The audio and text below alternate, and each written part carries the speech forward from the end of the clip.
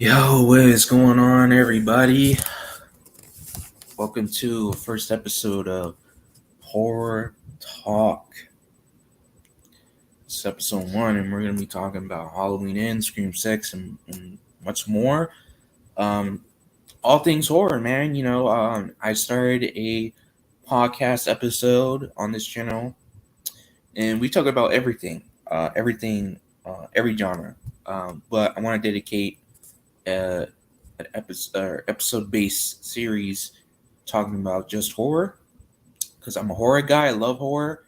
I do watch sometimes other genres like comedy and stuff, but I'm mainly a horror guy and I love horror and I love talking about it. So, um, let's see. So, I just want to get started talking about Halloween Ends, right? The new Halloween coming out later this year. So, I'll turn my camera on in a bit. Just give me a second, guys. I'm trying to figure this out while I talk. So, Halloween Ends, man. This is a film I'm actually excited for, but I don't want to be too excited because, sometimes when you have high expectations, um, sometimes it gets ruined by a movie that, maybe it's not exceeding your expectation. So I have low expectations, but I am excited for it. Can't wait to see what they do. You know, but I want to talk about just theories, just what's going to happen in it and what I want to happen. I want to see. Um, I hear people were talking about this theory called the Dreamcatcher theory. I want to shout out the Night Watch Zone. Please check him out, man. He's a great content creator, and he talks about horror. I put his uh name in the sorry. I'll put his name in the chat, and you can look him up on YouTube in the search bar. He talks about a cool ass theory. All right, he talks about a cool ass theory. He talks about how if at the end of Halloween Ends you find out that not just the Blumhouse trilogy is all a dream, but all the other movies from H2 the original are all dreams, right? So I love that theory, and if that happens, I will literally applaud the filmmakers, the people behind this, because this is an awesome theory, and if they do it, I'll applaud them because this will fix everything in the whole Halloween timeline, the different timelines, because it's just it's just a lot of them. There's a lot of inconsistencies in the Halloween franchise, and it will fix everything. Now, I talked a little bit on his chat about how Halloween 3 season of which is also a dream. Excuse me, it's also a dream, and how that will, you know, why does she have that dream, right? Because all the other dreams, it's Michael, right? And it makes sense because she has an encounter with Michael, but she also has a dream of Halloween 3 season. Why does she have that dream? It has nothing to do with Michael. It's a whole new type of story that deals with witchcraft and a company that deals with witchcraft and is trying to kill a bunch of people with masks through TV. What does that have to do with Laurie? Well, if you watch the movie, um, there's a commercial that plays, and it's a Halloween commercial. It's the Halloween commercial, and it's a commercial for the film, the '78, the original movie.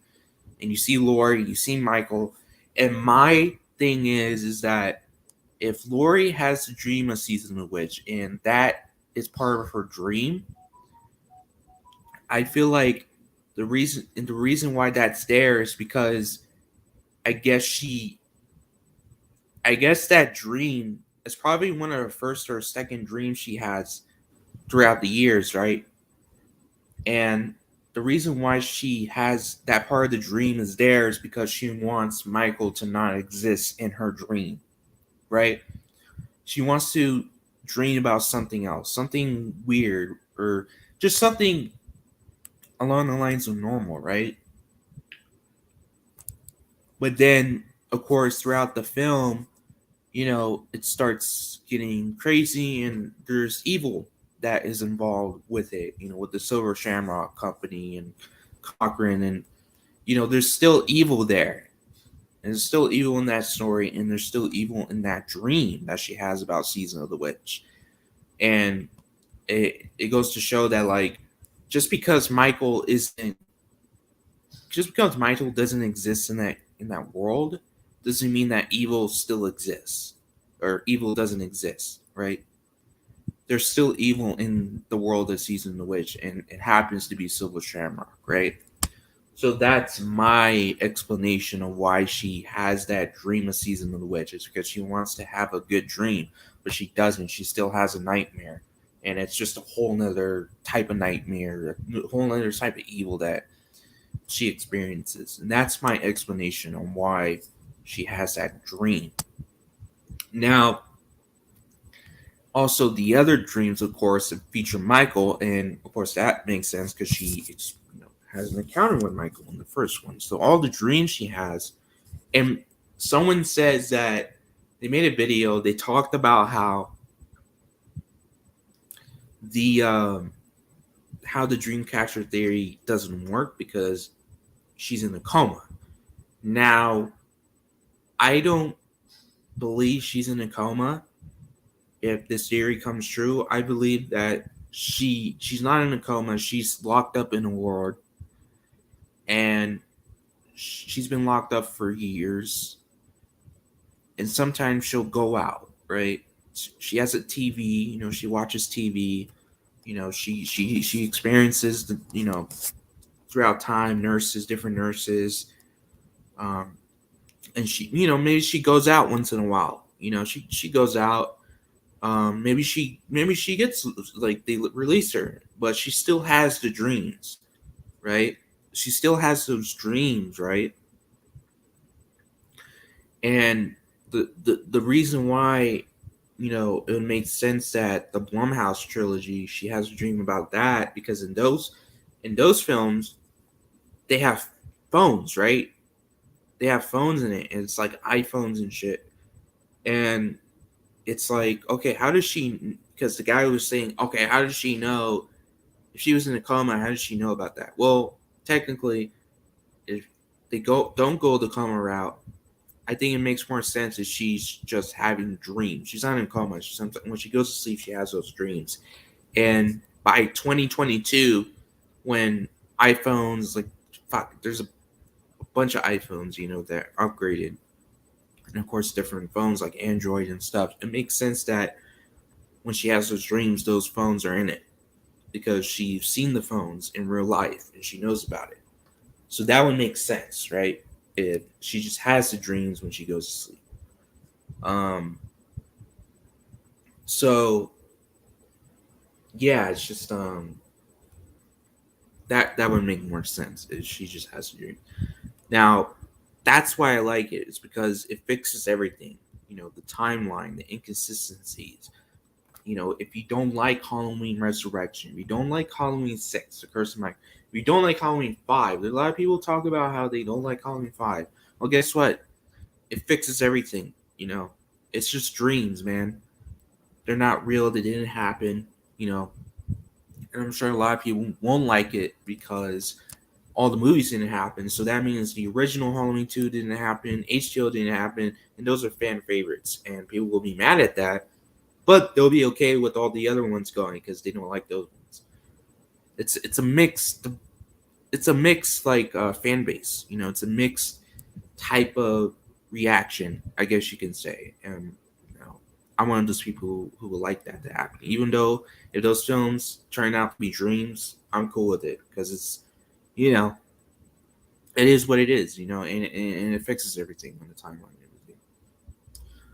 So that's Halloween Ends. That's my little theory. It's not my theory. It's technically Night Watch's theory and other people's theory that came up with. So I'm not gonna take credit for it. like I said, Nightwatch Stone. I put his YouTube name in there. Type it up on YouTube. Copy paste the comment. Put it on the search bar. You'll find it. His channel. So let's go on to Scream 6. So Scream 6, I was right. I was so right, guys. I don't know if you know, but I came up with a concept for Scream 6 where it takes place in New York, specifically a New York building, but I said like New York, right? And that's where the movie's taking place. Next thing you know, when they released info about the setting of Scream 6, they released that it was set in New York. I'm like, holy fuck, dude. I was right. It's set in New York. Maybe it's not set in New York building only, but it is set in New York. So how about that? How about that? Um, so yeah, that's crazy. But speaking of that, the setting, I love that they went that route because they've been in Woodsboro for a good while. Of course, they went to Ohio and then they went to Los Angeles, but the majority of the franchise took place in Woodsboro. So the fact that they're moving away from that and going to a different location, New York, that's amazing. And I'm glad it's not called Scream 6, Ghostface 6, Manhattan, New York, whatever. It's fucking ridiculous type of title. And he doesn't actually do it. Or her.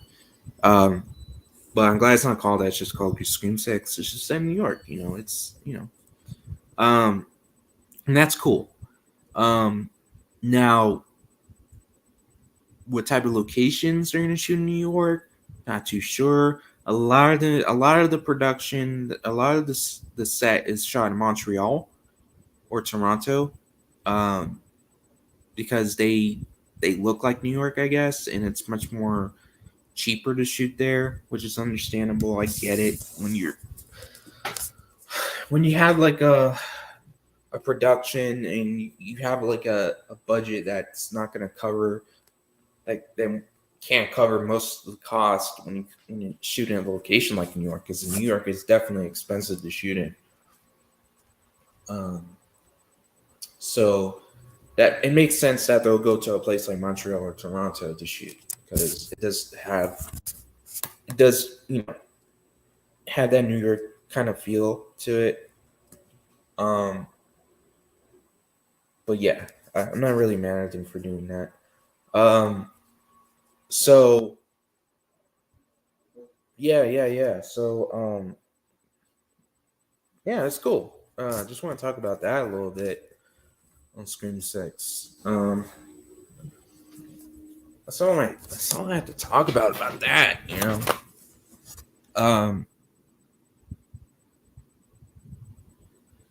Yeah, that's all I gotta say. I don't really know what other information. Oh yeah. Ned Campbell played Sydney. Um, so she's not coming back because of some sort of negotiation deal or contract that she was supposed to do. She rejected it because of that, and she's apparently not coming back. Now people say she's coming back, but whatever, man. I don't know. I'm fine if she doesn't. I'm not one of those people who say she has to come back. I'm one of those people. I'm fine if she doesn't. But at the same time, I feel like it would be better if she came at the end, and then of course she has a bigger role in Scream 7, and then that's the last film Sydney's gonna be in. Or Ned Campbell's gonna be in as Sydney. So yeah, that's my thoughts on it. I think that she should be showing up at the end of Scream 6 and then going to Scream 7, and she's a bigger character. They can kill her off, I don't mind that. Or she just goes, lives her normal life, and then of course the future Scream movies, it's about Tara and Sam, and it's about their, journey and their encounter with Ghostface, because I just feel like you know, Ghostface, I felt like you can do a lot with the Ghostface character or the Ghostface brand, because there could be there's a lot of stories you can tell with Ghostface, because at this point anyone can put on the Ghostface mask and it'll target a certain group of people. It doesn't have to be Sydney. It could be other, it could be other different entire group and different type of person that they're targeting, but it's just inspired by Woodsboro killings and the Ghostface killings. It's just inspired by that, and therefore they use that as like, a way to like just hide themselves so they can kill people without people knowing. So that's just, you can do a lot with that. Of course, the stab movies are out there because they explain like, oh, the killings are because the person is, they're the two killers from the original. They're what you call it? They're what was it? They were inspired by horror films. They loved horror films, and they were so obsessed they started killing people. And that's just something that I feel like is, I think would be better and much more interesting to do in that direction, because of how that word will get out, and other people who are obsessed with horror films and are psychopaths will also put on the Ghostface costume and mask, start killing people. They can definitely go that route. Leave Sydney behind and go that route, because that'll make everything better. And as long as the characters, I guess, are good, it's fine. Another thing I want to talk about is, what else am I talk about? Oh, so I want to talk about Friday 13th and Nightmare on Elm Street. So you can tell like those films were absent a lot of ever since Halloween came back. Scream has come back. Chucky's, he's been doing stuff for a little bit, but he's definitely on the rise already. He's definitely back in full force. Texas Chainsaw Massacre, Leatherface, he had a movie. Yeah, just there's a good amount of slashers. Candyman came back, so there's a good amount of slashers and horror icons that came back. But Friday 13th, Nightmare on Elm Street, Jason and Freddy, like they haven't come back yet. They've been dormant for a long time. So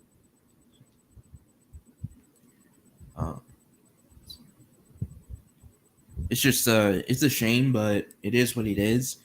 I would like to see another Nightmare on Elm Street. I would love to see Robert come back to play the role one last time, and it's just one movie, and that's it, right? Because if Jason Blum and Blumhouse do want to acquire the rights, if they acquired the rights to Nightmare on Elm Street, and then they,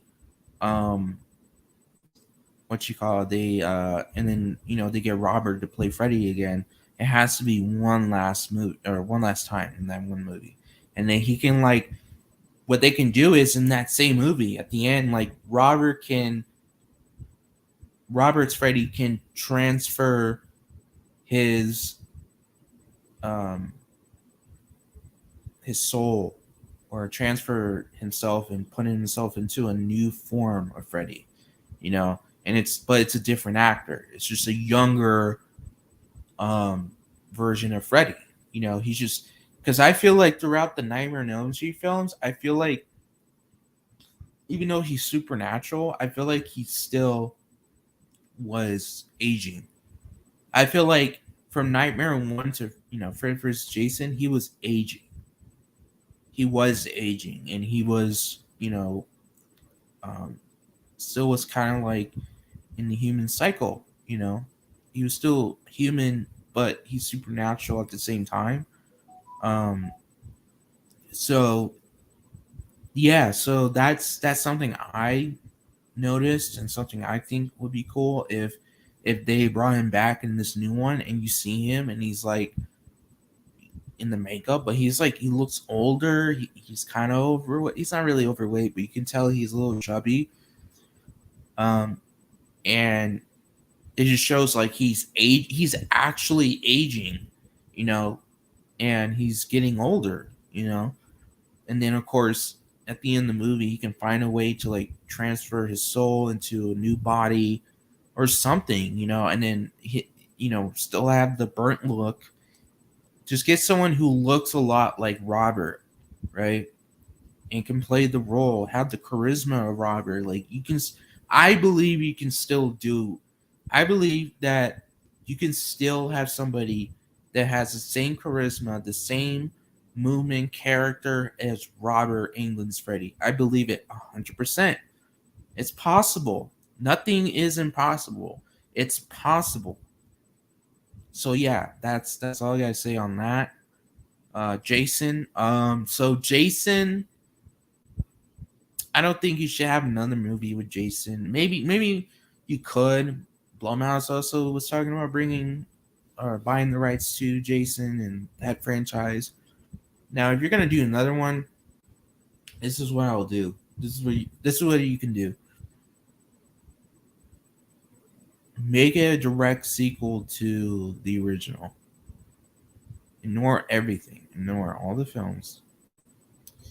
And then just restart and make a new trilogy. And then at the end of the trilogy, you kill Jason and that's it, right? You kill him and that's it. Normal no more Jason movies after that, all right? No more. That's it. That's the last movies you're gonna get, and then that's it, right? And that's what they should do, you know, if they're gonna do that. So, I mean, what are they gonna do with Jason in this in a new trilogy? If it's gonna be taking place just years after the original, you know, I can see it being, because it would make sense that the camp has been closed for years, because they try like in the first one they say they try reopening it in like the early 60s and like, you know, and stuff like that, and then of course they try to reopen in 79, right? And of course, you know, it wasn't successful because Pamela came in, started killing people, and it's a bloodbath, and it makes sense that, you know, the camp will be closed for a long time because it's got a death curse. Yeah, so yeah, it makes sense that it will be closed for a long time. And what they can do is years later, they can try to reopen it, right? Like, okay, it's been years. It's been years since this place has opened, or yeah, place has tried to be open. And they try reopening it again, right? And you get a new bunch of counselors, and then Jason's there, right? And he's been living in the woods for years, right? He did see his mother get decapitated, and he's been living in the woods for years, surviving off the wilderness, eating animals. He's human. You know, he's actually human, and he's truly human, right? But if it's going to be a trilogy, you know, he shouldn't die in the first part. In the second part, he shouldn't die, or he shouldn't get supposedly killed, because if you do that, that makes him inhuman. It makes him more supernatural, because I don't believe that my Jason from part 2 to part 4 is human. I just don't buy it. The amount of damage he took, the 2 times he supposedly died, like, come on, man, like this is ridiculous. Like, you can't say he's not, or you can't say he's human. That's just a bunch of bullshit. You know, he's human, or he's not human, you know, in those movies. So in this, he actually kills people and gets away with it.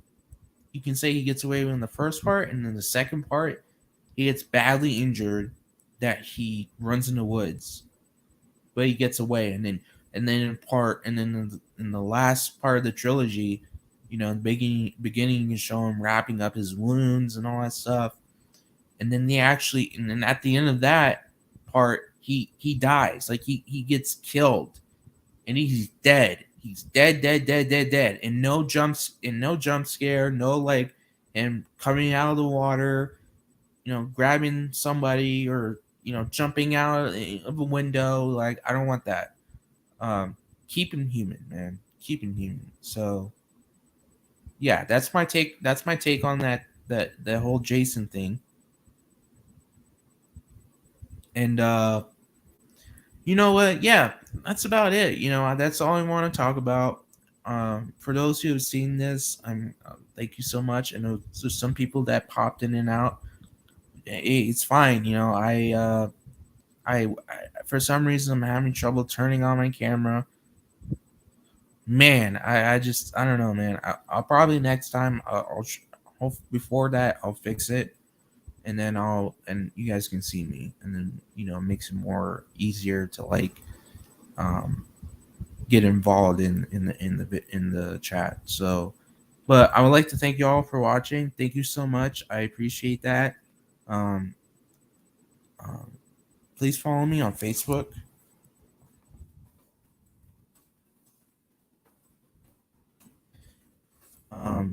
Dominic St. Clair.